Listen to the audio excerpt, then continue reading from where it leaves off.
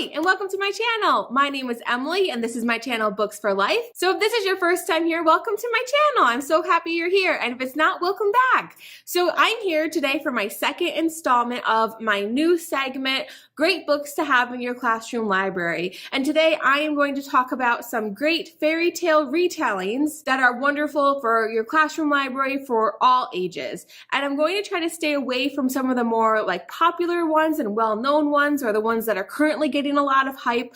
So you might have heard about these ones way back when they came out, but most of them are older or just not as popular right now on BookTube. So I'm not going to talk about the Cinder series, which is a great one to have, but there are others out there that I feel like need some love too. So I have a little bit of a variety. I tried not to only focus on one fairy tale or the other. But the first one that I have is Lost in a Book, and this is written by Jennifer Donnelly, and this was released, I think, in 2016. So this obviously is a Beauty and the Beast story. It takes place while Belle is in the castle, and instead of being a traditional retelling, it just takes place during her time there. And while she's in the castle with the beast, she comes across this book. And when she opens the book, she actually gets transported into that world. It's a lot of fun. The world is everything she could ever dream of. And she keeps wanting to stay in that world and live in that world as opposed to the real world. And so the story then goes from there. It is a great addition to the Beauty and the Beast story that we all know and love. I had a lot of fun reading it. On the back it says, hidden in the Beast library is a very mysterious book. Belle is about to discover it and visit a fascinating new world. But is everything in that world what it seems? And will Belle be able to find her way home? Or will the story take hold of her and never let her go? So this is a really fun Beauty and the Beast companion story. And I haven't ever seen anyone talk about this one on BookTube. So hopefully this will be a new one for you to go look up. All right, so the next book that I have is actually part of a series. I only own the first one. I hope in time I will find the other ones at local thrift stores and add to my library with them. This is spelled by Betsy Shao. Not sure if I'm saying that right, but this is, as you can probably tell from the picture, a spin-off of The Wizard of Oz and Dorothy's story. And the main character in this book is Dorothea, and she is the princess of, she's the princess of Oz, I guess. And so she doesn't love being a princess. She likes her, the gowns and the balls and all of that, but she doesn't want, to have to get married to a prince. She's kind of over that part. And so she makes a wish on a star.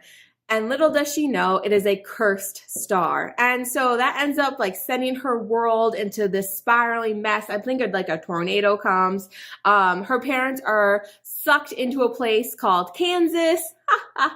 And so now she has to try to figure everything out. She has to find her way to the Wizard of Oz and try to stop the curse that she has set upon her land. And so this story includes some characters that we are familiar with, the Good Witch, Glinda, and there's a couple other characters that we know and love, and then there are some new characters. And so I thought this was a really cute retelling. It has a lot of sass and sarcasm in it. Even on the back, it's fairy tale survival rule number 32. If you find yourself at the mercy of a wicked witch, sing a romantic ballad and wait for your Prince Charming to save the day. Yeah. No thanks. So you can tell from the back that it is kind of sassy and spunky, and the main character isn't your traditional princess character, and I think that's what makes this so fun. So this next book is part of a series as well, and I do happen to own all three. I really loved this the first time that I read it, and I think I've read it at least 2, if not 3 times in my life, and this would be The Looking Glass Wars by Frank Bador. So you have The Looking Glass Wars, Seeing Red, and then Arch Enemy. So this is a really fun retelling of Alice in Wonderland, and it is saying on the back, the myth Alice Little was an ordinary girl who stepped through the looking glass and entered a fairy tale world invented by Lewis Carroll in his famous storybook. The truth! Wonderland is real, and Alice Hart is the heir to the throne until her murderous Aunt Red steals the crown and kills Alice's parents. To escape Red, Alice and her bodyguard, Hatter Madian, must flee to our world through the Pool of Tears. So she goes to the Pool of Tears, she finds herself in our world, and then she has to try to come back Wonderland, and she has to jump through puddles, essentially, and if you find the right puddle, it's going to push her back through the Pool of Tears and back into Wonderland's world. The The Mad Hatter take on this is so cool. Like, he is a badass bodyguard. Like, his hat like flattens and he can like throw it and like kill somebody with it. And he has like all these cool like gadgets and gizmos. And he is a really cool character. I love the take on him. He's definitely not a Mad Hatter at all in this one. He's a really interesting character. And then as you can see here, like the cards are soldiers. And this book has like these pictures throughout. So you can see how the cards go from normal cards to soldiers. And then you can also see like that's the Mad Hatter here. And then this is like the White Queen, Red Queen, the Jabberwocky. So it has a lot of the characters and creatures that we know and love from the original Alice in Wonderland. Like the caterpillars play a large role here. And this was a really truly creative and unique take on the Alice in Wonderland story. And this is another one that is completely appropriate for all grade levels. The next one is Kiss by Cameron Doki. And this is actually a book with 3 separate stories in it. So the first one is a Beauty and the Beast retelling. The second one, I believe, is a connection to Sleeping Beauty. And then the third one is a Snow White retelling. So it's fun because you have 3 different stories in one.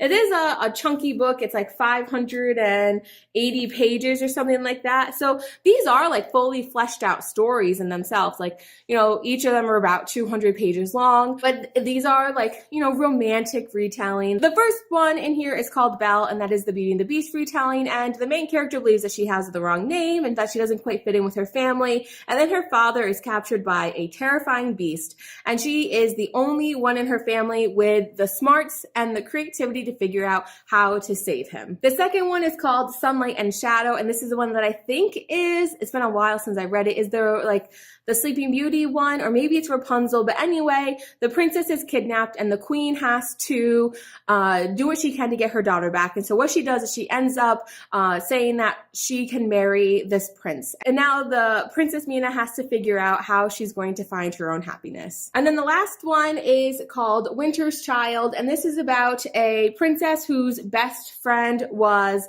lured away by a witch, I think. And so she has to try to like go, she has to like leave, sneak out of the palace and try to like go find him.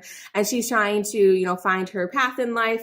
And then she's trying to find like the real meaning of love. So I feel like I can't have this video without including a Gregory Maguire book. And so I have here Confessions of an Ugly Stepsister. I actually have a lot of his books in my classroom library. I have Mirror, Mirror. I also have Wicked, Son of a Witch, A Lion Among Men, and Lost. But the one that I'm going to focus on today is Confessions of an Ugly Stepsister. So this is a Cinderella retelling, and this is the story of what happened to the stepsisters after Cinderella claimed her prince, and what happens to those who are untouched by beauty. And so the main character in this is a girl named Iris, and she starts off on the streets, and all of a sudden she's like swept into wealth, and you know, she has like these beautiful dresses now and like all the things that she always thought that she wanted. And then her life becomes intertwined with this other girl named Clara. It is an interesting take on the Cinderella story, and I think, if I remember correctly, like makes you feel bad for the stepsisters a little bit and just makes you